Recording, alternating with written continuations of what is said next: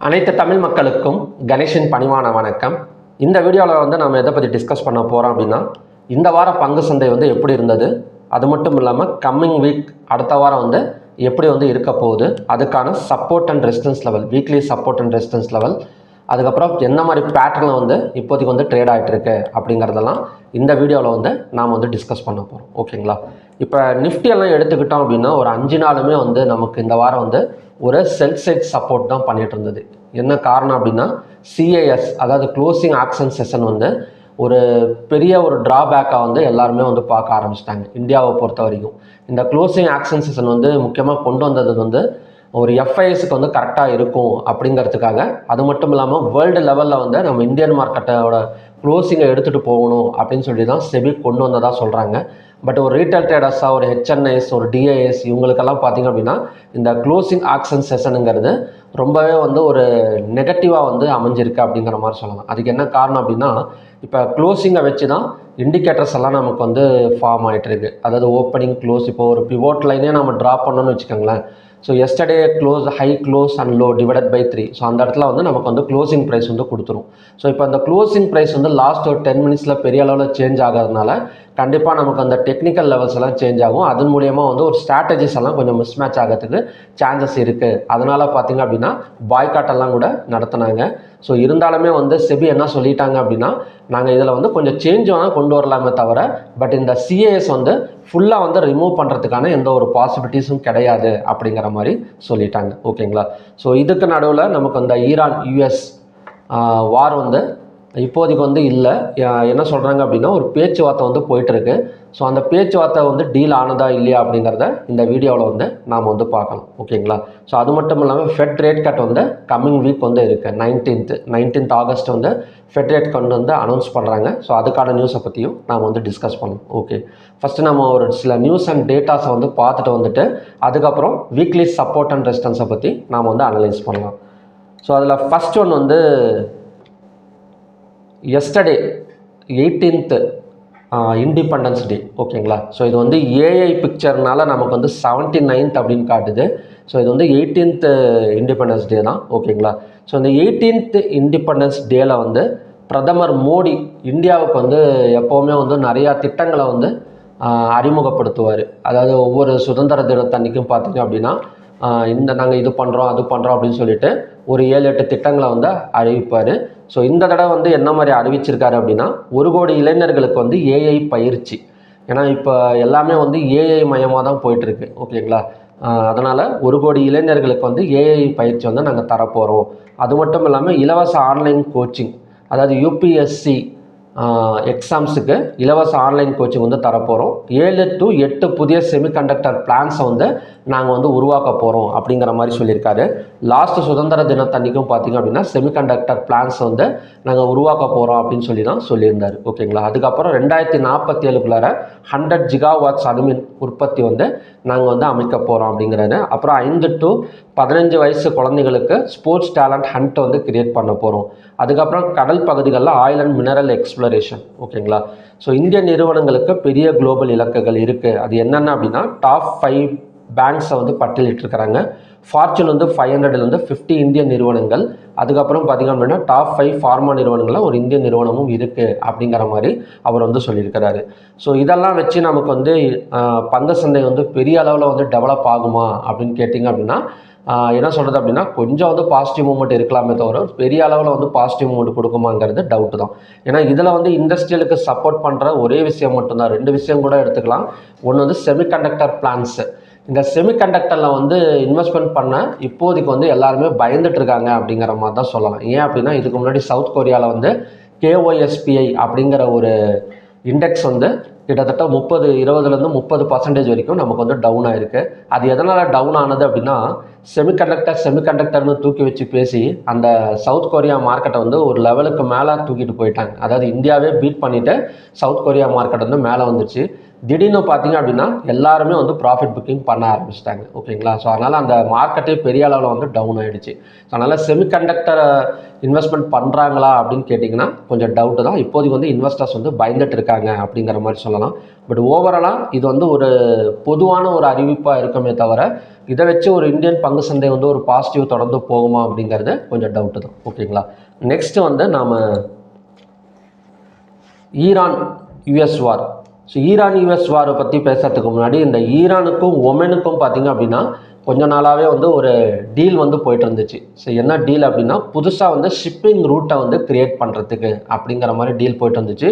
இதை வந்து ஓமன் வந்து என்ன சொல்லிட்டாங்க அப்படின்னா அக்ரி பண்ணிட்டாங்க. சரிங்க, நாங்கள் 2 பேர் சேர்ந்து ஒரு என்ன சொல்கிறது அப்படின்னா ஒரு புது ஷிப்பிங் ரூட்டை வந்து நாங்கள் வந்து க்ரியேட் பண்ணிக்கலாம். ஸோ அதன் மூலயமா வந்து ஷிப்ஷாலாம் பார்த்திங்க அப்படின்னா அந்த வழியாக கொண்டு போயிட்டு டிஸ்ட்ரிபியூட் பண்ணிடலாம் ஆயில அப்படிங்கிற மாதிரி இவங்க வந்து பேசி வந்து ஒரு முடிவுக்கு வந்து வந்திருக்காங்க. ஓகேங்களா.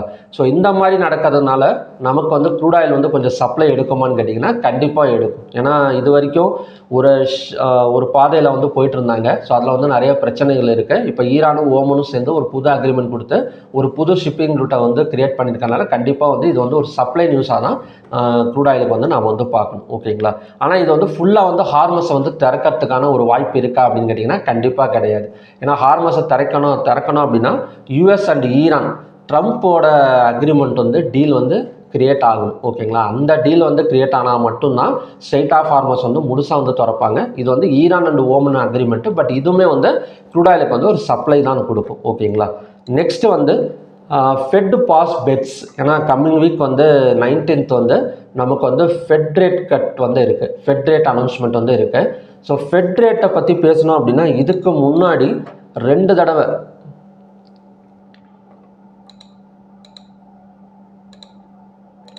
ஓகே இதுக்கு முன்னாடி பார்த்தீங்க அப்படின்னா 2 times வந்து ஃபெட் வந்து ரேட்டை வந்து அன்சேஞ்சடாக தான் வச்சுருந்தது. அதாவது 7ஆம் மாதமும் சரி 6ஆம் மாதமும் சரி எதுவுமே வந்து இன்க்ரீஸ் டிக்ரீஸ் ஆகலை. அதுக்கு என்ன காரணம் சொல்லியிருந்தாங்கன்னா அமெரிக்காவோட பணவீக்கம் வந்து எங்களுக்கு வந்து நார்மலாக தான் இருக்குது, பெரிய அளவில் வந்து ஏற்றமோ இறக்கமோ வந்து இல்லை. அதனால் நாங்கள் வந்து ரேட்டை வந்து இன்க்ரீஸ் பண்ணுவோம் டிக்ரீஸ் பண்ணுவோம் எங்களுக்கு வந்து அவசியம் வந்து ஏற்படலை அப்படிங்கிற மாதிரி சொல்லியிருக்காங்க. ஸோ இந்த தடவையும் வந்து ஒரு பாஸ் பண்ணுறதுக்கான சான்சஸ் இருக்குது அப்படிங்கிற மாதிரி தான் தோணுது. ஓகேங்களா. ஸோ இந்த மாதிரி நமக்கு வந்து ஸ்ட்ரெயிட் ஆஃப் ஹார்மஸோட டீல் ஈரான் அண்ட் யூஎஸோட டீல் வந்து முடிகிற மாதிரி தெரியல. ஏன்னா அவங்க வந்து ஒரு 5-6 கண்டிஷன் ஈரான் வந்து கொடுத்துருக்காங்க. ட்ரம்ப் வந்து கண்டிப்பாக அதை வந்து என்ன சொல்கிறதுனா அக்செப்ட் பண்ணிக்க மாட்டார். ஸோ அதனால் அந்த டீல் பேச்சுவார்த்தை வந்து நமக்கு வந்து போயிட்டே தான் இருக்க போகுது. இப்போதுக்கு வந்து முடிய போகிறதும் கிடையாது. அது மட்டும் இல்லாமல் அங்கங்கே சின்ன சின்ன ஸ்ட்ரைக்ஸ் எல்லாம் நடக்க தான் போகுது. ஓகேங்களா. ஸோ இதுக்கு முன்னாடி மாதம் வந்து எப்படி இருந்ததோ ஸோ அதே மாதிரி தான் இந்த மாதமும் இருக்கும், இதே மாதிரி தான் அடுத்த மாதமும் இருக்கும் அப்படிங்கிற மாதிரி நாம் வந்து எடுத்துக்கலாம். ஸோ அதனால் ஃபெட் ரேட் கட் வந்து இப்போதைக்கு வந்து அமெரிக்காவோட பணவீக்கம் அதாவது யூஎஸ் இன்ஃப்ளேஷன் டேட்டா வந்து ரிலீஸ் பண்ணியிருந்தாங்க. ஸோ அதுவும் வந்து லிமிட்டின் எக்ஸ்பெக்டேஷனில் தான் இருந்தது 3.75%. ஸோ அதனால் மறுபடியும் வந்து ஃபெட் ரேட் வந்து மறுபடியும் அன்சேஞ்சு பண்ணுறதுக்கான வாய்ப்புகள் வந்து நிறையவே இருக்குது. ஸோ அன்சேஞ்சு பண்ண என்னங்க நடக்கும் அப்படின்னா வாலட்டிலிட்டி வந்து நடக்கும். கோல்டு அண்ட் சில்வர் வந்து தொடர்ந்து கொஞ்சம் வந்து மேலே வரதுக்கான ஒரு பாசிபிலிட்டிஸ் வந்து இருக்குது. நெக்ஸ்ட்டு வந்து Abbas Araghchi Iran foreign minister வந்து என்ன சொல்கிறாரு அப்படின்னா இந்த மாதிரி ஓமன் அண்டு ஈரான் பேச்சுவார்த்தை வந்து அவங்களுக்குள்ள வேணால் ஒரு நல்ல ஒரு என்ன சொல்கிறதுனா அக்ரிமெண்ட் வந்து கிரியேட் பண்ணியிருக்கலாம். பட் இதை வந்து யூஎஸ்க்கு வந்து எந்த ஒரு இதுவுமே கிடையாது. இதனால் வந்து ஸ்ட்ரெயிட் ஆஃப் ஹார்மஸ் வந்து நாங்கள் திறக்க போகிறதா ஒரு அர்த்தம் வந்து கிடையாது அப்படிங்கிற மாதிரி அவர் வந்து அஃபிஷியலாக வந்து அனௌன்ஸ்மெண்ட் வந்து பண்ணியிருக்கிறாரு. ஸோ இதனால் என்ன ஆகுனா மறுபடியும் வந்து ஒரு தாக்குதல் ஏற்படுறதுக்கான சான்சஸ் வந்து இருக்குது. அதாவது பேச்சுவார்த்தையில் வந்து முன்னேற்றம் இல்லை அப்படின்னா கண்டிப்பாக மறுபடியும் வந்து ஒரு தாக்குதல் வந்து நாம் வந்து எதிர்பார்க்கலாம். இந்த நியூஸ் எல்லாம் வச்சு பார்க்குறப்ப ஒரு வாலட்டிலிட்டியான மார்க்கெட் ஒரு இந்தியன் மார்க்கெட்டுக்கும் சரி ஒரு என்எஸ்சி பிஎஸ்சிக்கும் சரி அதே சமயம் பார்த்திங்க அப்படின்னா ஒரு எம்சிஎக்ஸுக்கும் பார்த்திங்க அப்படின்னா ஒரு வாலட்டிலிட்டியான பங்கு சந்தையை வந்து நம்ம வந்து எதிர்பார்க்கணும். ஓகேங்களா. ஒரு ஒன் சைடு போகுமாங்கிறது இப்போதைக்கு வந்து கொஞ்சம் வந்து என்ன சொல்கிறது அப்படின்னா 50-50 சான்சஸாக தான் இருக்குது. ஓகே. ஸோ இதுதான் பார்த்திங்க அப்படின்னா நமக்கு கிடைச்சிருக்கிற நியூஸ். நெக்ஸ்ட்டு வந்து ஸ்டாக் ஹீட் மேப். இப்போ ஸ்டாக் ஹீட் மேப் எல்லாம் இந்த வாரம் வந்து எப்படிங்க இருந்தது அப்படின்னா பாரதி ஏர்டெல் மட்டும்தான் கொஞ்சம் நல்ல பர்ஃபார்மன்ஸ் வந்து பண்ணியிருக்கு. ஸோ மற்றபடி ஐடி செக்டார் கொஞ்சம் நல்ல பெர்ஃபார்மன்ஸ் பண்ணியிருக்கு அப்படிங்கிற மாதிரி சொல்லலாம். ஓவராலாக ஒரு ஐடி செக்டார் பெர்ஃபார்மன்ஸ் பண்ணாலே போதும் நமக்கு நிஃப்டியை வந்து கீழே இறங்காமல் வச்சிருக்கிறதுக்கு மெயின் ரீசன் வந்து ஐடி செக்டார் தான். ஓகேங்களா. அது மட்டும் இல்லாமல் இப்போ மோடி வந்து அறிவிச்சிருக்காரு 1 கோடி இளைஞர்களுக்கு வந்து ஏஐ பயிற்சி அப்படிங்கிறனால இந்த ஐடி செக்டார் இன்னும் கொஞ்சம் பாசிட்டிவ் வரதுக்கான சான்சஸ் இருக்குது. மற்றபடி பேங்கிங் அண்ட் ஃபினான்ஸ் செக்டாருங்கிறது ஒரு ஃபுல் அண்ட் ஃபுல் நமக்கு வந்து டவுன் தான். ஸோ நமக்கு இப்போதைக்கு ஒரு ஸ்ட்ராங் கண்டிஷனில் இருக்குது ஐடி செக்டார், அதுக்கப்புறம் கம்யூனிகேஷன், அதுக்கப்புறம் கன்சியூமர் டியூரபிள்ஸ். ஸோ இந்த மாதிரி செக்டார் மட்டும்தான் கொஞ்சம் பாசிட்டிவில் வந்து க்ளோஸ் ஆகிருக்க தவிர மற்றது எல்லாமே பார்த்திங்க அப்படின்னா நமக்கு வந்து நெகட்டிவ் க்ளோசிங் தான். குளோபல் இண்டெக்ஸ் சார்ட் எப்படிங்க இருக்குது அப்படின்னா, குளோபல் இண்டெக்ஸ் வந்து கொஞ்சம் பாசிட்டிவில் இருக்குதுங்க, பெரிய அளவில் வந்து கீழே இறங்கல. வேர்ல்டு ஸ்டாக் எக்ஸ்சேஞ்சுங்கிறது கொஞ்சம் பாசிட்டிவில் தான் இருக்குது. ஏடிஆர் வேல்யூஸ் எடுத்துக்கிட்டோம் அப்படின்னா 1 வீக் வந்து Infosys, HDFC, ICIC bank, so Wipro, அதுக்கப்புறம் பார்த்திங்கன்னா ரிலையன்ஸ் எல்லாமே வந்து நமக்கு வந்து நெகட்டிவ் தான். டாக்டர் ரெட்டி லேபார்ட்டரிஸ் மட்டும்தான் கொஞ்சம் பாசிட்டிவில் வந்து இருக்குது. எஃப்ஐ டேட்டாஸை வச்சு பார்த்தோம் அப்படின்னா அவங்க வந்து கொஞ்சம் பை பண்ண ஆரம்பிச்சிருக்கிறாங்க அப்படிங்கிற மாதிரி சொல்லலாம். அதாவது 10 ஆகஸ்ட் வந்து ஒரு 1974 கோடி ரூபா வந்து பை பண்ணியிருந்தாங்க. 11 ஆகஸ்ட் வந்து ஒரு 258 கோடி, அதுக்கப்புறம் 2 நாள் செல்லு, அதுக்கப்புறம் பை. இப்போ ஓவராலாக பார்த்தீங்க அப்படின்னா எஃப்ஐஎஸ் வந்து கொஞ்சம் பை பண்ணிகிட்ருக்காங்க அப்படிங்கிற மாதிரி எடுத்துக்கலாம். குவார்ட்டர்லி ரிசல்ட்ஸ் இருக்கா எனக்கு இதுக்கு மேலே அப்படின்னு கேட்டிங்கன்னா குவார்ட்டர்லி ரிசல்ட்ஸ் வந்து கிடையாதுங்க. 14 ஆகஸ்ட்டோட நமக்கு வந்து முடிஞ்சிருச்சு. ஸோ அதுக்கப்புறம் டிவிடெண்ட் வேணால் இருக்குதே தவிர குவார்ட்டர்லி ரிசல்ட்ஸ் எஃப்என்டோ ஸ்டாக்ஸுக்கு கிடையாது அப்படிங்கிற மாதிரி சொல்லலாம். ஏதோ குவார்ட்டர்லி ரிசல்ட்ஸை வச்சு அங்கங்கே கொஞ்சம் நமக்கு வந்து மேலே வந்துட்டு இருந்தது. ஸோ இனிமேட் வந்து மேலே வரணும் அப்படின்னா கண்டிப்பாக வந்து ருப்பீஸ் ஸ்ட்ராங் ஆகணும். ஸோ ருப்பீஸ் ஸ்ட்ராங் ஆகணும் அப்படின்னா ஃபெட் ரேட் வந்து நான் சப்போர்ட் பண்ணணும். அது மட்டும் இல்லாமல் குளோபல் நியூஸ், இந்த மாதிரி டீல் அக்ரிமெண்ட் இதெல்லாம் பார்த்திங்க அப்படின்னா இந்தியன் மார்க்கெட்டுக்கு வந்து சப்போர்ட் பண்ணணும். ஸோ சப்போர்ட் பண்ணால் மட்டும்தான் கொஞ்சம் இந்தியன் மார்க்கெட் கொஞ்சம் சீக்கிரமாக வந்து கொஞ்சம் மேலே வந்து வரும். பட் குவார்ட்டர்லி ரிசல்ட்ஸை வச்சு இனிமேல் வந்து நமக்கு வந்து பையிங் சான்சஸ் வந்து ரொம்ப ரொம்ப கம்மி தான். ஓகே, நெக்ஸ்ட்டு வந்து நம்ம லெவல்ஸ் பார்க்கலாம். லெவல்ஸ் எடுத்துக்கிட்டோம் அப்படின்னா இப்போ நிஃப்டியை பொறுத்த வரைக்கும் ஒரு சப்போர்ட் ஜோனில் தான் நிற்குது. ஒரு வீக்லி சப்போர்ட் வந்து எடுத்துக்கிட்டோம் அப்படின்னா 24,260. இந்த சப்போர்ட்டை பிரேக் அவுட் பண்ணிவிட்டு கீழே க்ளோசிங் ஓப்பனிங் வச்சது அப்படின்னா இந்த இடத்துல வந்து ஒரு செல் சைட் கன்ஃபர்மேஷன் வந்து கிடைக்கும். ஸோ அந்த செல் சைட் கன்ஃபர்மேஷனும் பார்த்திங்க அப்படின்னா இந்த ட்ரெண்ட் லைன் வரைக்கும் தான்.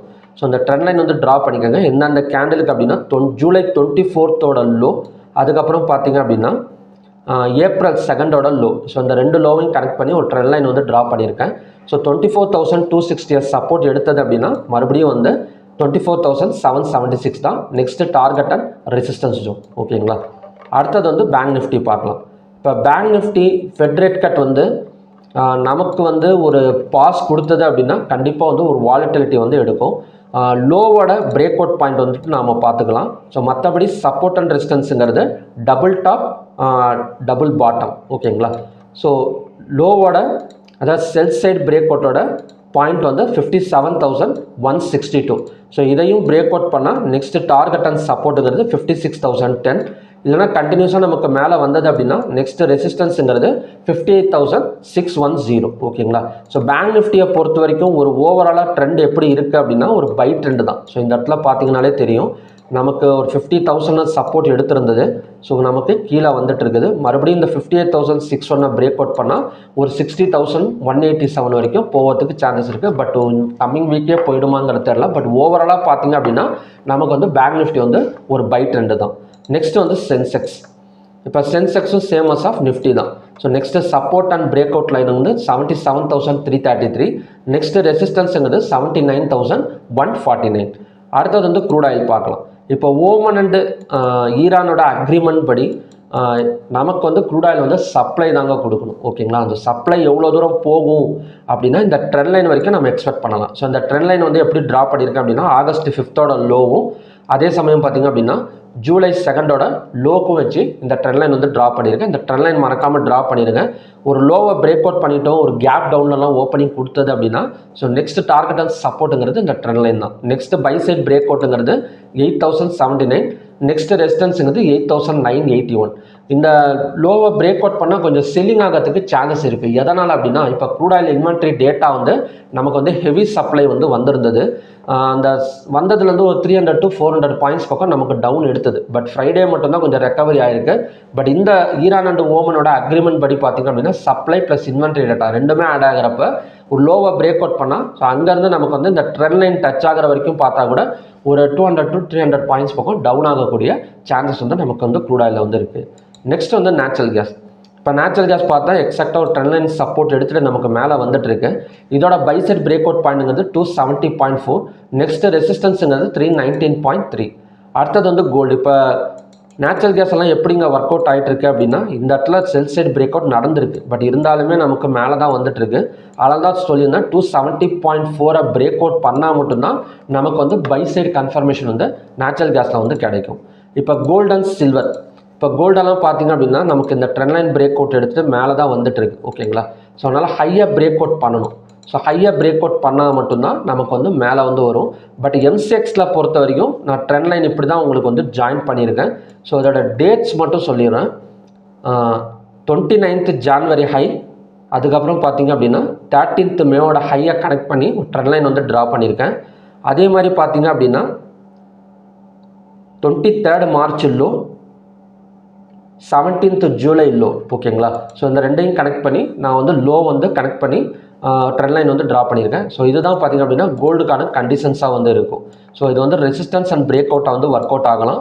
அதே மாதிரி பார்த்தீங்க அப்படின்னா லோங்கிறது support and sell side break அவுட்டாக வந்து நமக்கு வந்து ஒர்க் அவுட் ஆகும். ஸோ எப்படி இந்த வாரம் வந்து நமக்கு ஃபெட் ரேட் வந்து பாஸ் வந்து வந்துருச்சு அப்படின்னா கண்டிப்பாக கோல்டு அண்ட் சில்வரை வந்து ஒரு சேஃப் அசட்டாக வந்து எஃப்ஐஎஸ் வந்து பார்ப்பாங்க ஓகேங்களா. அதனால் கோல்டு அண்ட் சில்வரில் வந்து தொடர்ந்து நமக்கு வந்து ஒரு பை ஆகிறதுக்கான சான்சஸ் வந்து இருக்குது. பிரேக் அவுட் நடந்தது அப்படின்னா இன்னும் கொஞ்சம் வந்து ஒரு பையிங் கன்ஃபர்மேஷன் வந்து நமக்கு வந்து கிடைக்கும். ஸோ கோல்டு அண்ட் சில்வரை பொறுத்த வரைக்கும் ட்ரெண்ட் லைன் வந்து ட்ரா பண்ணி வச்சுக்கோங்க. இதுதான் சப்போர்ட் அண்ட் ரெசிஸ்டன்ஸ் பிரேக் அவுட்டும் கூட.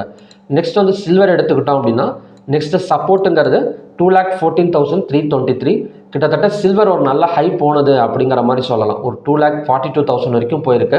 மறுபடியும் இந்த 2,42,104 பிரேக் அவுட் பண்ணுது அப்படின்னா கண்டினியூஸாக ஒரு 2,59,808 வரைக்கும் வரதுக்கான சான்சஸ் வந்து இருக்குது. நெக்ஸ்ட் வந்து காப்பர். இப்போ காப்பர் வந்து ஒரு நல்ல பிரேக் அவுட்டுங்க. ஒரு பை சைட் பிரேக் அவுட், ஒரு ட்ரெண்ட் லைன் பிரேக் அவுட் வந்து நடந்திருக்கு. 1378.30 பிரேக் அவுட் பண்ணால் 1480.60 வரதுக்கான சான்சஸ் வந்து நமக்கு வந்து காப்பரில் வந்து இருக்குது. ஸோ ஓகே ஃப்ரெண்ட்ஸ், இதுதான் பார்த்தீங்க அப்படின்னா கம்மிங் வீக்குக்கான weekly support and resistance and pattern ஓகேங்களா.